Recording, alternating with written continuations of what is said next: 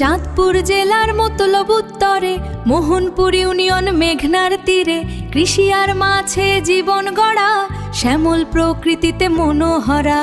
এই আমাদের প্রিয় মোহনপুর, পর্যটকদের নতুন এক ট্যুর। কৃত্রিম সৈকত আধুনিক সাজ, পর্যটনে সেজেছে নতুন সাজ। এসো সবাই যাই মোহনপুর, মন ভরে যাক আনন্দের সুর। মেঘনা নদীর তীরে আমার মোহনপুর গাঁও, মন জুড়িয়ে যায় যখন সেখানে যাও।